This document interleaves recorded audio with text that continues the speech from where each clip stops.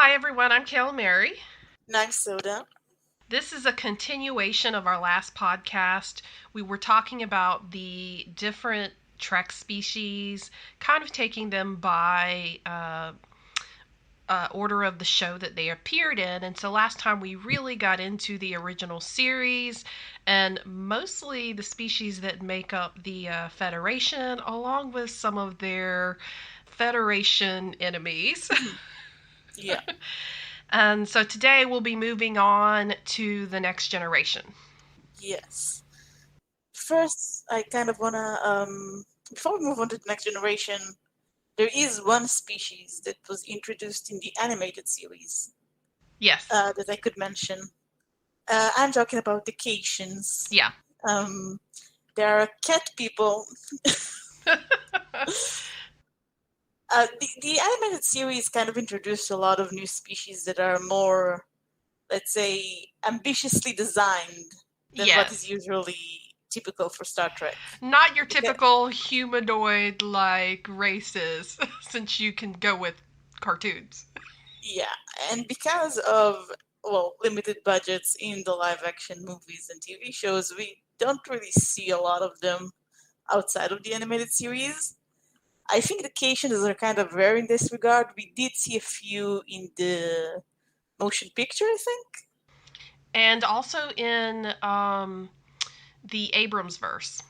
Yeah, and also in the Abrams verse, and of course we now have another main character who is a Caitian, or a series regular who is a Caitian in the new animated series Lower Decks. Yeah. Soda, there's really not a lot to say about the background of the Caitians, I don't think, because they're just most known for being the cat people. Yeah, basically, I think Lower Decks probably does the most with them, of just like giving them more cat-like qualities, like rubbing posts and you know loving to play in boxes. Yeah. And have we seen a male Cation, or we've only seen females? I think so far we've only seen females. That's what I thought. I think maybe there was a few in the background shots, but I haven't really noticed. Mm-hmm. So yeah, the female cat. The female cat. The female cat, humanoid cat, like Yeah. person. Okay, yeah. Well, so I think, as I said, the animated series introduced a lot of very ambitiously designed um, species, and I think it's interesting because you don't really see a lot of species that are like plant-based or animal-based in any other series. It's very true. Um, I think when we did an episode where we talked about like the most alien aliens, Yeah. and we hit a lot of them from, of course, the animated series, and some of those being plant species. I remember them Yeah. being one of my favorites. They were very interesting. Yeah. Most people would question whether or not a plant can be sentient to the point that it can have a civilization. Yeah. And so Star Trek likes to break that that debate and basically say, yeah, it's possible. Anything's possible. Yeah. After the animated series, the next series we should probably talk about is the Next Generation. Mm-hmm. The Next Generation introduced a lot of species that became staples of the franchise. And of course, it developed the Klingons into what we know today as a species. And I dare say made Klingons far more popular. Yeah, that's probably true. The first species I think we're introduced to that is new as part of this series is Betazoids. Betazoids, we are introduced to them basically because one of the main characters is a Betazoid. Yeah. I'm of course talking about Deanne Troy, who is half Betazoid. Um, the thing about Betazoids is that apart from their ability, they're not very interesting to me. Other than the fact that they're just a natural telepath.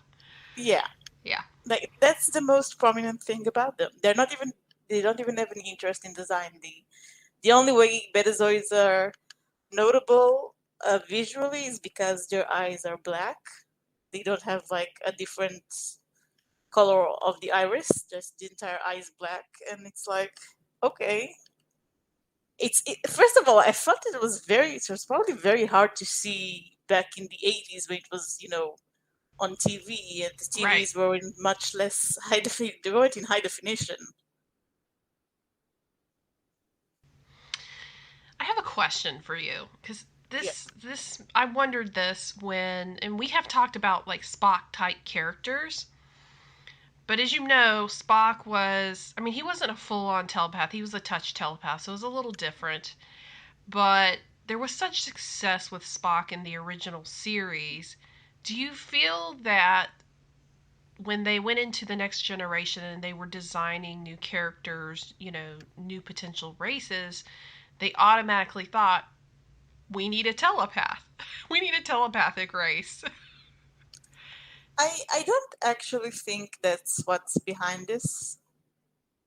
Um, I think, well, the character we were talking about, Deanna Troy, is a woman. And I think what they thought was we need a female character with a non threatening ability who looks good. So, not in a in a crazy costume. She needs to be hot.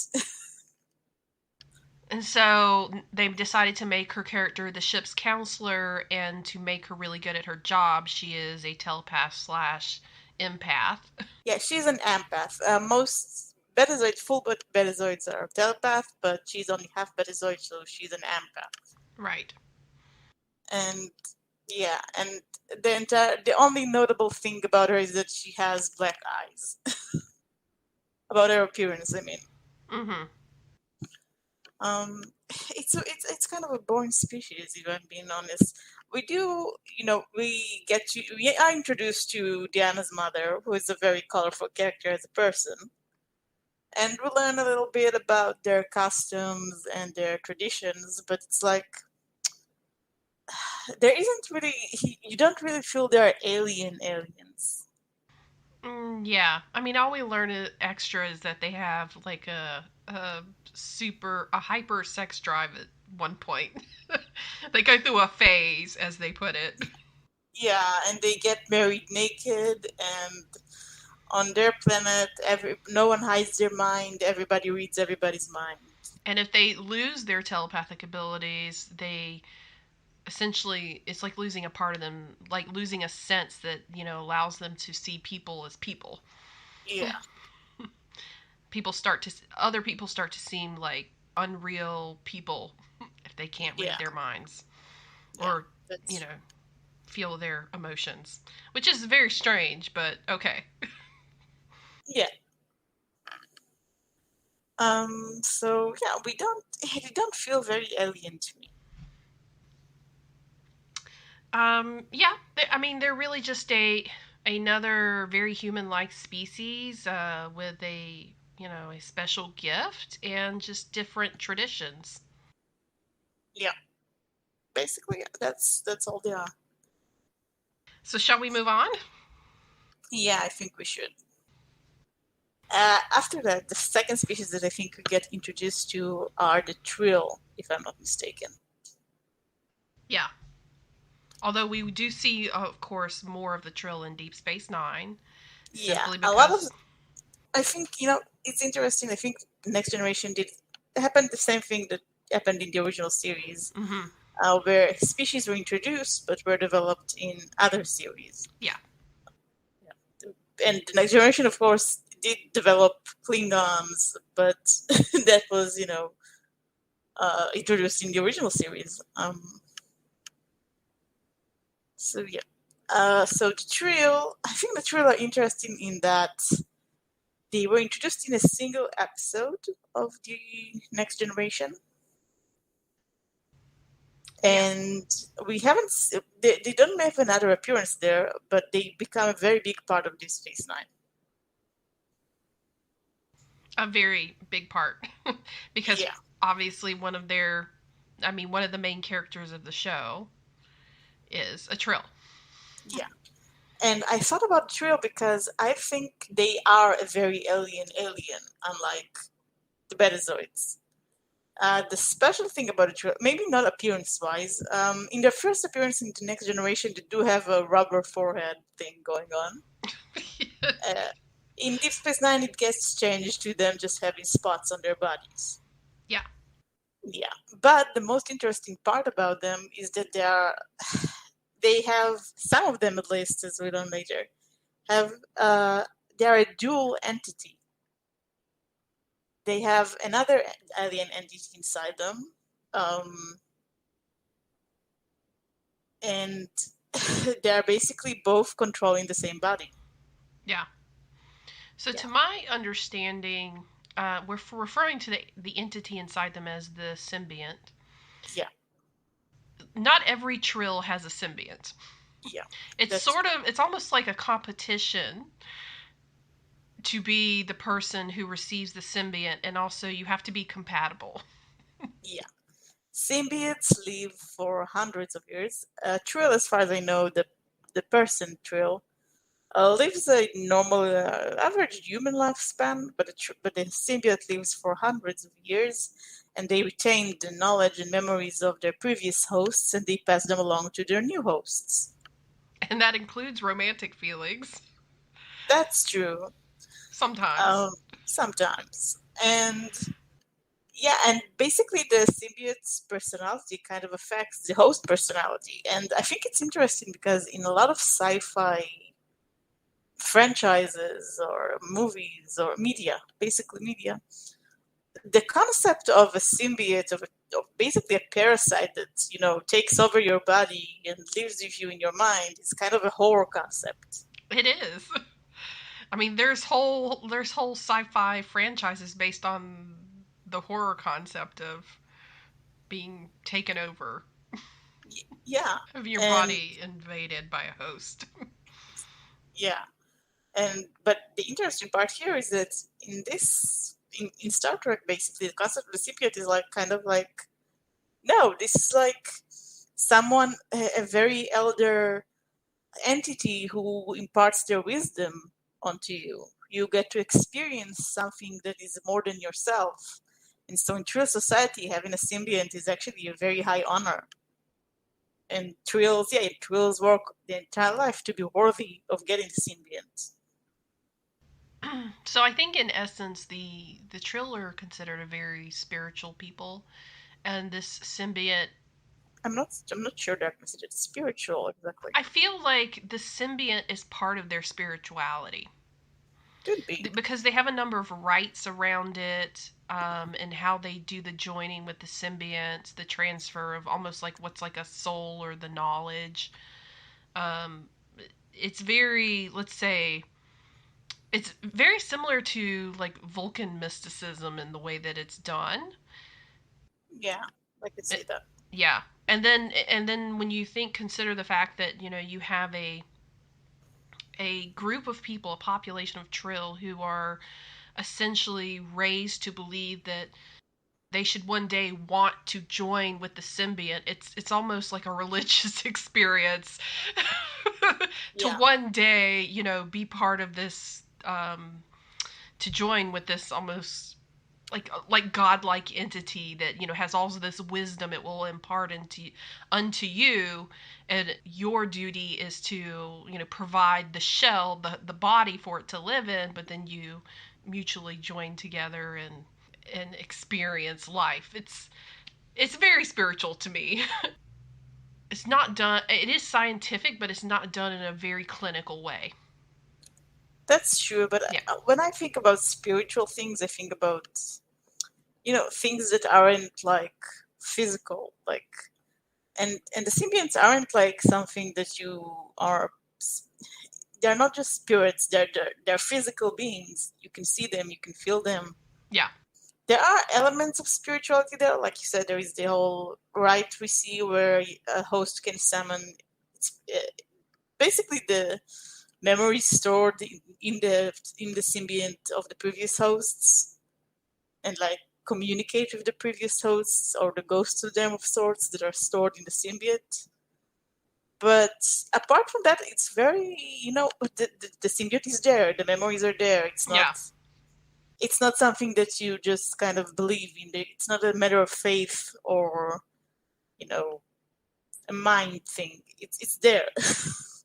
So how would you characterize Trill as their like defining personalities? Because we've seen in some other species where, part of their culture, there might be very closed off or secretive. We don't really get that sense, I think, with the Trill. I think with the Trill, we don't really see a whole lot of Trill society. Of what we get, there seem to be kind of serious people. Actually, I think I Mm-hmm. know a lot of people are going to point out, oh, but Jadzia Dax, Jadzia love to party, Jadzia love to be adventurous and do strange new things. But she's kind of an outlier. We learned that she is kind of an outlier, like most representative of their species in Star Trek shows. They're not all like that. Most of them actually see Jadzia as kind of a rebel, it's kind of a bad girl. Right. And with symbiotes passing on, being so wise, having lived many lives and cultivated this type of wisdom, sometimes I got the sense that maybe they were supposed to be almost monk like.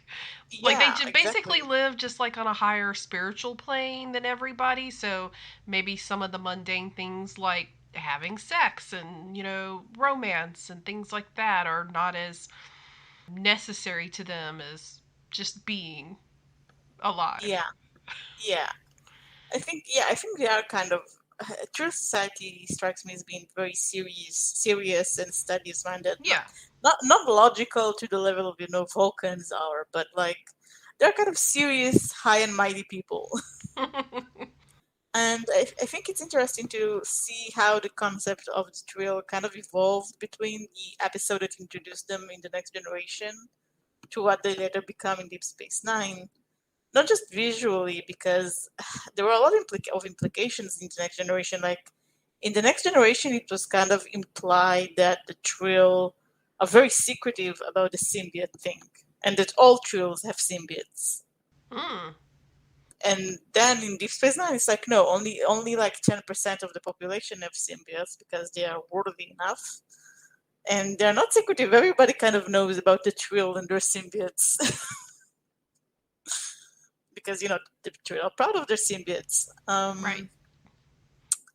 So it's kind of interesting. The episode that introduced them also tried to, I think, kind of have an interesting point um about the concept of love. I think it was later explored in Deep Space Nine too, but in the episode, Beverly Crusher, the Yes. ship's doctor in the Next Generation, she falls in love with Trill, and then finds out that he has symbiote. And then when he's hurt, the symbiote kind of passes on to Rykert first because there is no other Trill to take it, Yeah. and then later it moves on to a Trill woman, and Beverly has to kind of wrap her mind around the person that she loved, kind of having part of his personality kind of carried around between bodies, and Yeah.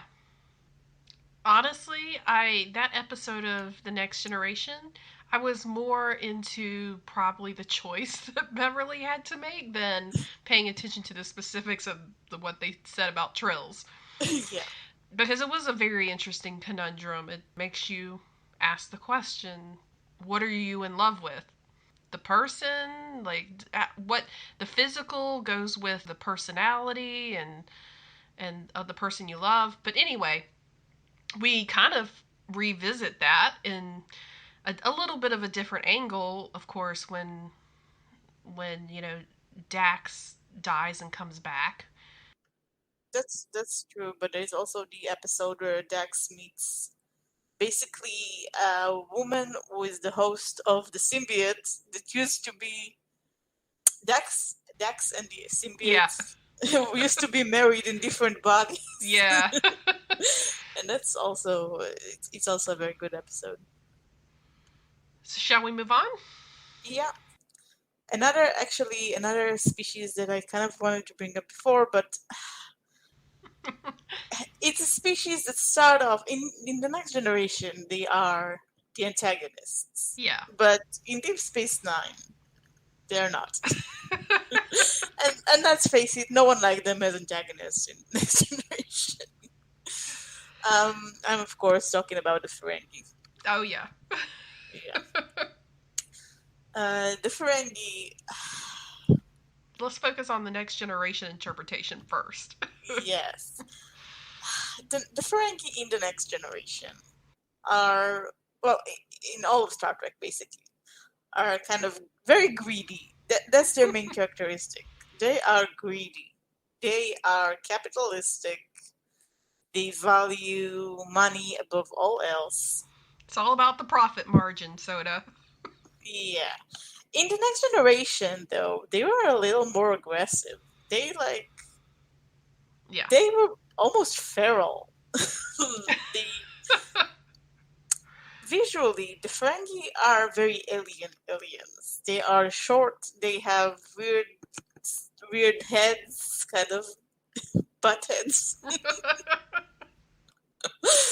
They have very wrinkly faces with weird noses, and they have these very sharp, weird teeth. And they are orange. They are orange, and they have no hair. They are very weird, and and of course, their main characteristic, they have huge ears, huge, Yeah. which they're very proud of.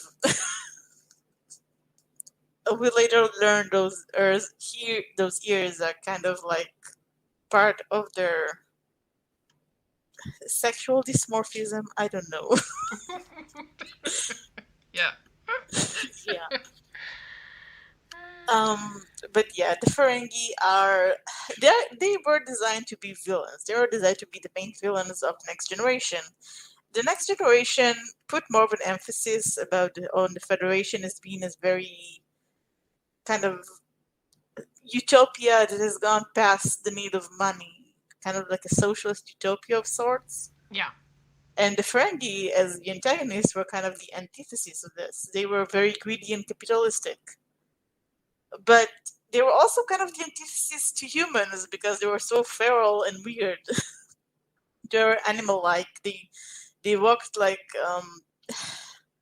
they walked like bent, like they were kind of like they had hands. They kind of hissed all the time. They made weird faces and weird noises, and they were kind of stupid too.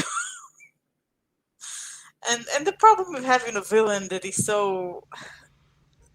just it's so ridiculous is that no one takes them seriously as a Exactly. villain.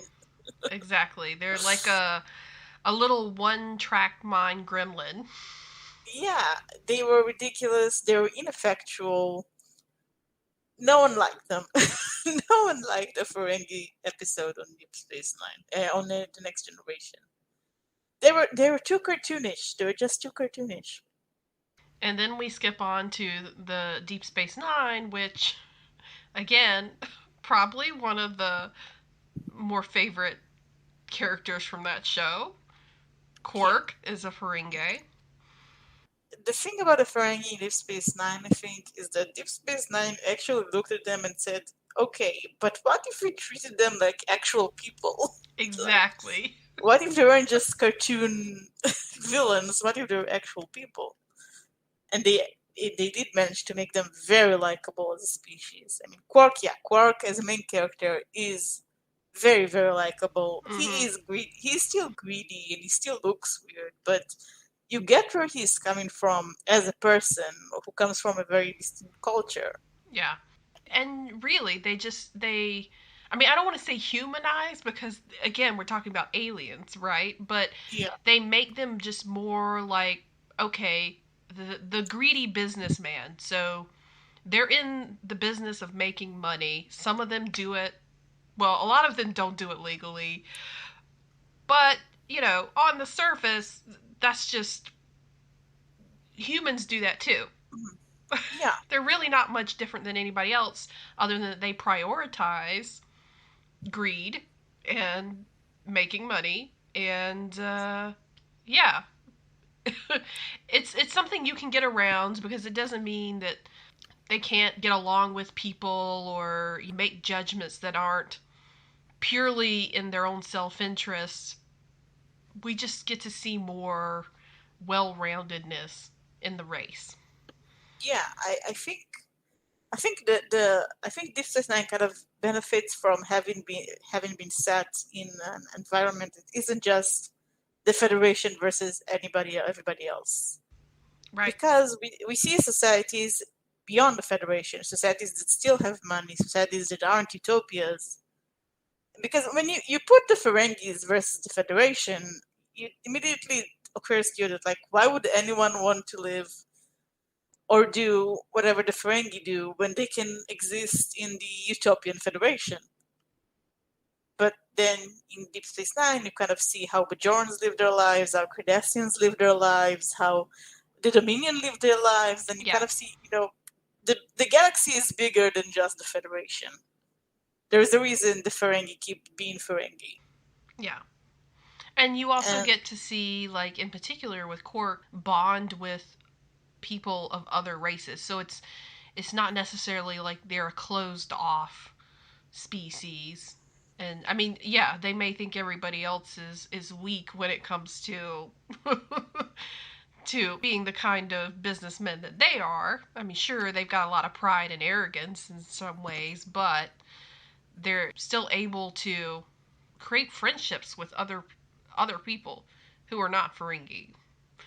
yeah, and well, I mean, Quark isn't the only character we meet with Ferengi. You also Yeah. see we see a very very the presentation of Ferengis. We see Quark, we see Spider Yeah. Rom, we see his nephew Nog, we see his mother, we see the Nagus, who is the ruler of all Ferengis. And yeah, and I think there are even parts where the Ferengis are like, where Quark made good points about why the Ferengi are kind of superior to humans in some ways. And he's like, yeah, we are greedy, and you're beyond greed and all of that, but you're not beyond violence, and the Ferengi were never violent. Mhm. The Ferengi never believed in violence. The Ferengis are really not that violent. When you threaten them, they usually just cower. They're not very violent species. Although ironically, I think we saw them getting a little bit violent in the lower decks when somebody was threatening to take away their Yeah, the Mugatu, which they were yeah, trying to, yeah, make a zoo out of to make some profit. But yeah. I agree with you. I feel they don't ride around in spaceships like shooting people all the time. They're really just there to kind of either con you out of your money or make a business deal with you. Yeah, yeah. I mean, the Klingons and Cardassians ride around trying to conquer planets. Exactly. Friends just want to make deals with you or buy your planet. Yeah. Can I tell you the one thing that did bother me about the Ferengi? Yeah, Their treatment of their women. yeah. No one said they were perfect. I think they're very far from perfect. Yeah.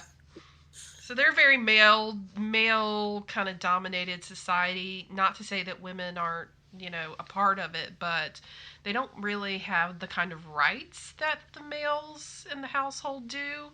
They don't have any rights. Yeah, and They're not even allowed to wear clothes. true. They say the marriage is basically a business contract, and Yeah, so they don't have divorce or marital issues because there is a clear hierarchy, and again the wives have no rights. yeah. I mean, the women are basically treated like property, Yeah. which fitting for Ferengi society. And I think the interesting part is that marriage contracts are also not like forever, from what we learn. Uh, you usually kind of rent the female. Yeah. I mean, there's even this. I can't even remember this one comment about how they're even supposed to soften the food that their male children will chew. Yeah, I was just like, yeah, oh goodness. So yeah, basically, okay, it's not to say that they don't engage in slavery if it makes them a yeah. profit. They, It's like they yeah, say they don't consider their women to be slaves, but they don't consider the women to be people, I think. Exactly. Yeah. They're no better than slaves. Yeah. Yeah. Yeah. The Ferengi, I mean, the Ferengi society is clearly not, a model society. Yeah. And I think it's interesting to know that toward the end of Deep Space Nine, Ferengi women do get rights. Actually, there is a plot line in the series of Quark's mother basically spearheading Ferengi feminism. Yeah. um, for, in Deep Space Nine, Ferengi were still mostly used for comedic purposes. A Ferengi episode is usually a comedy episode, but they still managed to make them more, full and rounded people than the next generation. So I think that really kind of sums it up. Yeah, Greed is eternal. That is their motto. greed is eternal. And of course, I think there is one more thing before we move on, is that we actually learned there is a Ferengi religion. Oh, yeah. Capitalism is not just, their economic system, it's literally part of their religion. Yeah. They believe the more wealth you accumulate in your life, the better afterlife you can get. Divine. All I can think of is divine treasury. Yeah, exactly. It's their version of heaven of Yeah. some sort. And they have, of course, they have a religious text. They have the rules of acquisition. It very much reminded me of Egyptian, and how they believed they could take like their servants and their wealth into the afterlife. Yeah, a lot of ancient cultures believe similar things. I think Yeah. Chinese ancient culture also had similar beliefs. Um, but yeah, they And they had the other thing is thinking about how they basically money is their religion. They can yeah even auction off, have their remains auctioned off after death. yeah they actually they turn their remains into collectibles. It's Yeah. very yeah yeah Yeah, everything about them is just speaks of capitalism. I mean, even their government, like the names of their government's ridiculous. When you have a their main piece of that is like their commerce authority, and they have like their board of liquidators. I mean, yeah come on, this is all just business speak to me. yeah very very intentional, of course. So those are the Ferengis. So we have the privateers of Star Trek. Who's next? Who's next? There are two more species that started off in the next generation and got really really developed in Deep Space Nine. The first, Mm-hmm. first of all, I mean, we already covered Trill and Ferengi, but the big two of Deep Space Nine were, first of all, the Cardassians. Yes. The Cardassians are also, first of all, I want to say I love Cardassian design. The design of them as aliens. They are basically lizard people, gray lizard people, but they just have a very interesting design. I really like what they did with them. You mean with like the ridges and the scale like skin and all of that? Yeah, Yeah. yeah, I really like that. And the Cardassians are basically. We have said this about the Romulans, but I think the Cardassians are the most, if not exactly militaristic, they're the most nationalist Yes. species. Cardassia first. They're very fascist. They're the fascist species. People people are kind of taught to live and die and do everything in between for Cardassia, for the glory of Cardassia, For the state. for the state. Exactly. Yeah. They, yeah, they, you know, they have a very authoritarian government. First of all, the military kind of controls every aspect of their lives, and everything they do is basically for the state, as we said. they educate the kids to, be good soldiers and be good, clerics for Cardassia. You have to get married and have kids for Cardassia. Everything you do, if it's for Cardassia, then it's good.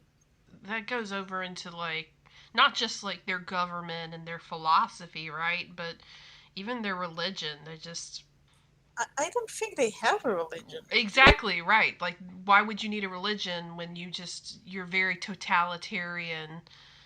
You do what the Yeah, state says. Your beliefs are the state's. What do you need personal beliefs for? yeah, exactly. And in that regard, they actually kind of look down on religion Exactly.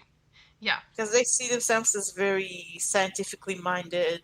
Because science is advancing Cardassia, and as a result, they're also kind of militaristic people.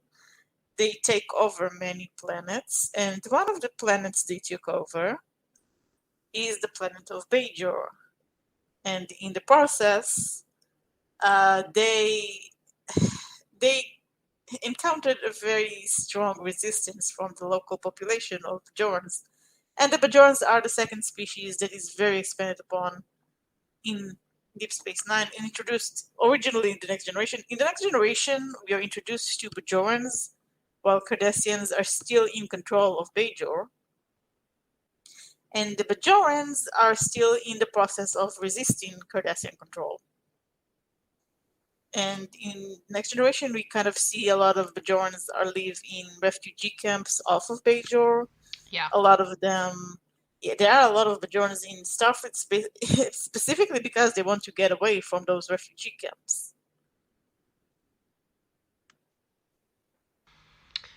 So, yeah. Yeah.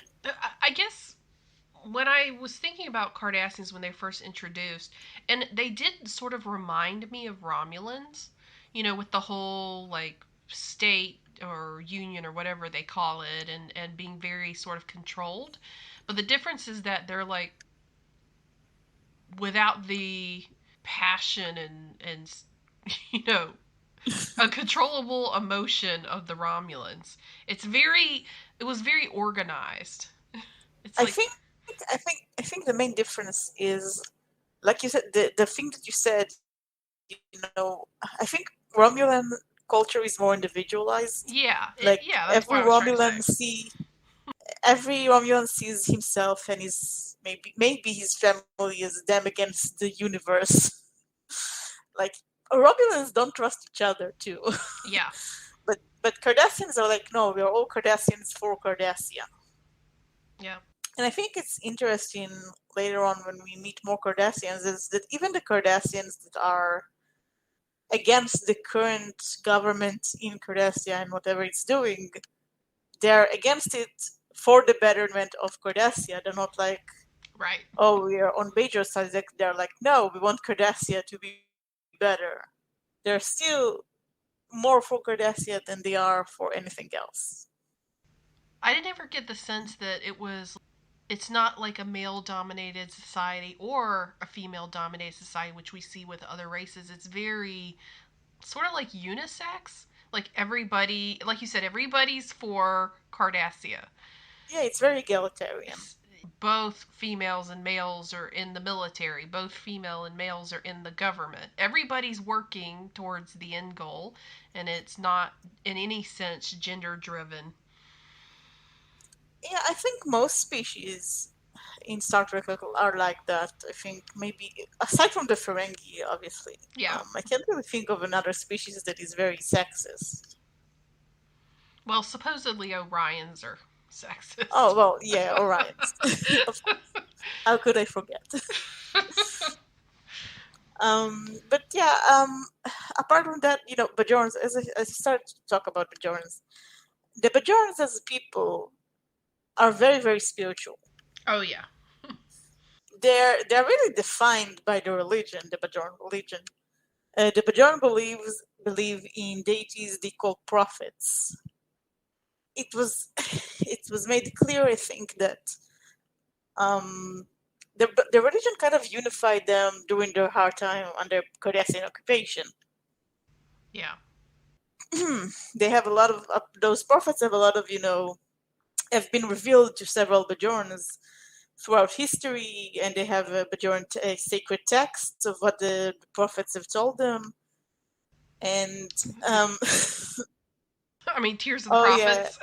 and they have those very unique artifacts, and they have a religious clergy, with different levels. They have monks, they have kais and whatnot. They call the wormhole like the temple. Yeah, but the wormhole only gets created in Deep Space Nine. That's Up true. until then, for hundreds of years, the prophets were basically deities in the sense of that we think about deities. There weren't any physical proofs of them. They had the artifacts, the sacred artifacts on Bajor, which are like artifacts that can let you communicate with the prophets if you are worthy or whatever. But for the most part, the religion was very much like the religion we think about in our world. Right. It was kind of more theoretical and based on faith. In Deep Space Nine, we kind of learned that the prophets are real entities. They're alien entities that live outside of space and time. Again, the wormhole. Yeah, we have a wormhole created just next to Bajor. And the prophets basically live inside of it. Exactly. And a random human captain, well, he doesn't become a captain until the third season, but a random human captain named Benjamin Sisko turns out to be the emissary of the prophets for some reason. The Bajoran, because Deep Space Nine is set on a space station right next to Bajor, we learn a lot about Bajorans. We learn a lot about their customs. We learn a lot about their planet, what it looks like, what they do. And a lot about the Bajoran Cardassian occupation. Yeah, because I mean the station itself was built by Cardassian during their occupation. Yeah. And I mean, the first season or two of Deep Space Nine kind of deal with the aftermath of this occupation. The other seasons kind of do too, but I think those are like the biggest ones on that topic. I was just thinking, Bajorans, okay, very spiritual, religious people, but once they've been occupied and, like you said, put into these camps, for those who make the resistance, right, the Bajoran resistance, they're really then more like it's like guerrilla warfare. Yeah, on the Cardassians. I think we learned in a certain episode that before the Cardassian occupation, Bajorans used to have like castes. You were born into a certain caste, and the caste determined what you do. The artist caste. There was a warrior caste supposedly, but it was very small. Mm-hmm. The army didn't really occupy a very big part of Bajoran life. They were very kind of spiritual, peaceful people. But as we learned, when the Cardassian occupation happened, all of the castes kind of got abandoned, and everybody just took up arms because they had to. They're turned into people who had to fight. Yeah. For their civilization and for their lives. Yeah. So that's where we kind of come in Deep Space Nine, is you just have a lot of refugees and people who come out of the occupation, Bajorans who come out of the occupation that are they've lived through war. Yeah, basically. They're trying to rebuild their society after 50 years of occupation. Yeah. And so they seem very hardened, or at least you get that feeling from Kira. Yeah, Kira, I think, Kira was in the resistance. Not every Bajoran was in the resistance. Like I said, there were a lot of refugees. There were also some collaborators who collaborated with the Cardassian occupation. At the end of the day, those who remained, who suffered under the Cardassians, are jaded. They do come out jaded. Yeah, hardened, jaded. That's where I was going with that. Yeah. And yeah, it's very interesting to see that. It's interesting to see the society. A lot of alien societies in Star Trek, we get like, here's the society, here's what they're like. With Bajor, we're like, here's the society that is trying to rebuild itself. Yeah, and I made that comment because when you first like meet them in Deep Space Nine, you might think they're very militaristic, but it's not the case. It's because they were forced into defending their home, taking their home Yeah, back. They really should be more characterized as a, if they were left alone, a spiritual, peaceful people, and not a very militaristic driven society like the Cardassians or like the Romulans or like the Klingons. yeah, and I think we see that the more seasons of Deep Space Nine we go along. Yeah, you do. Yeah, You begin to see the balance return to yeah, Bajor. yeah, I mean, we mentioned very briefly who the prophets are. yeah. The prophets are basically, well, first let's talk about another species in the next generation that I think are kind of related.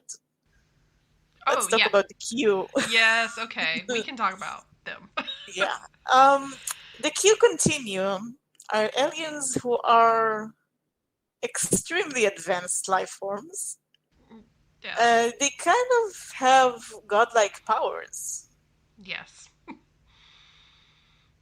Yep. Yeah. So we've talked before about some of the maybe prototypes in TOS or the original series of the Q, from that Yeah. episode Squire of Gothos, where we meet Trelane and then his, later his parents and their basically godlike powers to play with Yeah. people and planets and matter and everything. The Q is a version of that on steroids. Seems like. Exactly. Exactly. The Q are godlike. They're extremely godlike. If the thing is, we don't really see the Q interact that much with humans. We see one particular Q Right. who keeps coming back because he enjoys messing around with humans so And much. we begin to learn he's sort of like the black sheep of the queue, because he Exactly. keeps messing around with things Yeah, instead of not interfering. exactly. And the reason we say that they are related to the aliens who are the prophets of the Bajoran religion is because the prophets kind of work on the same principle. Yeah. They're also godlike aliens who live outside of space and time and can and have godlike powers. but, but as a culture, they don't really have a culture because of that. They're kind of like all powerful. That's it. Yeah. So we really get the naughty Q in the next generation, and he likes to come along and play with people and manipulate things, and he eventually gets in trouble for that. Yeah, but nothing happens. Nothing comes out of it. Of course. I mean, Yeah, yeah, at the end of the Q or the boot, and we're, everybody else is just the little ants. yeah. I think though it's important to say that both the Q and the prophets aren't like evil. They don't like Right. hate humans. They just they're so advanced. They really don't care about humanoids. No, they really don't unless one of them gets bored and he's just looking to entertain himself. That's the sense that I got with Q. Prophets, I don't know. Prophets so much it just seems like, did they really want to be worshipped by a lesser civilization, by the Bajorans? Probably not. Do they even notice they're worshipped by Bajorans? They seem. It seems like they only care about their emissary Cisco. Right. They do have godlike powers, by which we also mean manipulating like time and space. You remember Yeah. when Q let Picard see the Borg Yeah. ahead of time? Yeah. I mean, he kind of, I don't know if it was ahead of time. Just kind of, Facilitated that? he facilitated the introduction Yes. of the book. Yeah. Yeah. Oh look, the Borg are looking to go around and assimilate more people. Might as well get this over with. Yeah. And speaking of,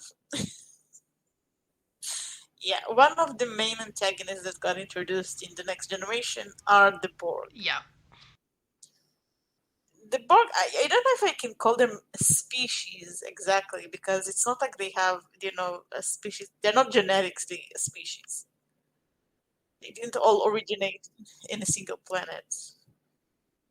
A amalgamation of other species who Yeah. have all been turned into hive workers for Yeah, the they Borg are. Queen. Yeah, they are a techno-based species, Cyborgs, cybernetic type. cybernetic. Yeah. Yeah, But there weren't originally like cyborgs. When they assimilate people, they essentially take over their bodies and turn them into half cyborgs or yeah, full cyborgs. they take over other alien bodies Yes. with nanobots, I think, Yes. and yeah, they simulate other people, aliens, every alien basically, Yeah. into their hive mind, Yep. and yeah, they're very classic hive mind, sci-fi villain. I mean, very classic. But like with every good hive mind, there is a I'd say a central point of focus or one. Yeah, Yeah, and that's yeah. the queen. Yeah, there is the Borg Queen, who is essentially the center of all Borg. Hmm. All the hive mind goes through her. Yeah. Um, but honestly, I think I kind of first I want to mention that the Borg, because they assimilate species from everywhere, they add the technological advances of every species they assimilate into their repertoire. Yeah. So they have accumulated a vast amount of knowledge that probably no other species have, aside from like the Q and the prophets and all of that. And This makes them they very are, dangerous. yeah, that makes them extremely dangerous. Skilled at what Yeah, they do. yeah, and what they do isn't nice. Exactly. So they Yeah, are, in a sense, a true threat, not just to the Federation, but really to anybody who crosses their path. yeah, that's true. And honestly, they're not like evil in the sense that they're not mustache twirling villains. They want to assimilate everyone because that's just what they do. But at the same time, you can't just say, make me the exception, because Yeah, that's not how they work. It's all or exactly. nothing. It's all or nothing. The concept of the queen, the Borg queen, was, I think it was only introduced in like the movies, like Yeah. First Contact. And I did feel like it was a very weird time to introduce it, but maybe it was for the sake of being able to have something you could negotiate with Yeah, I think so too. that would allow you to defeat what is essentially seems like an undefeatable villain. Yeah, in the next generation, the Borg were very much the the villain Mm-hmm. that was the toughest, the scariest. They were kind of like the Romulans were in the original series. They were the main. There were other threats, but the Borg were like the serious threats. It was kind of always lurking in the background, and when they came on, you were like, "Oh, this is going to, this is going to be dangerous." This is going to get really bad. Yeah, Yeah. exactly. But like like the other species we discussed, the Borg were also mostly developed outside of the next generation, mostly in Voyager. Yeah. It's true. Um, yeah, but I think unlike the species that were developed in Deep Space Nine, a lot of people felt like the development they got in Voyager made them less interesting and exciting because they were no longer just the scary villains; they were like people, and that does make them less scary, Certainly. and it makes them less of a threat too. Yeah. Yeah. It's interesting that they did that because I mean, it they took what was essentially an almost impossible to beat enemy threat and then descaled them Yeah, true. by sort of almost humanitizing them. I think okay. The part of it is in the next generation we kind of saw it was possible to deborgify someone who was assimilated, but it was either very hard or it had to be someone who was assimilated very recently. Yeah. Yeah. But in Voyager, it was kind of demystified. Like, no, everyone can be dissimilated. In just general talking about these species, Soda, and how they are when they're first presented in a show versus when they really start to maybe develop the Yeah, actual species, and it's very interesting how they sort of retcon themselves, get retconned, not not frequently, but on some serious things yeah, from one show to the next. that's true. I think it worked. I think, if we're talking about villains who were developed and became less threatening, we did mention the Ferengi before, but I think it worked for the Ferengi because they weren't really good villains in the Yeah, next generation, and no one liked them. And then when they developed in Deep Space Nine to not be villains, to be like more people, it was a better direction. But everybody liked the Borg in the next generation as villains. yes, They were good villains, so when the Voyager made them less villainous, people were disappointed. yeah. Are there any others we need to cover? Hmm, not that I can think of. You have anything? I don't think so.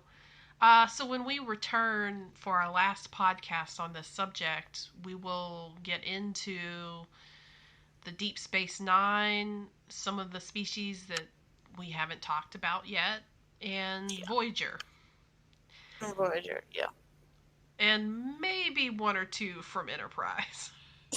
yeah, that too.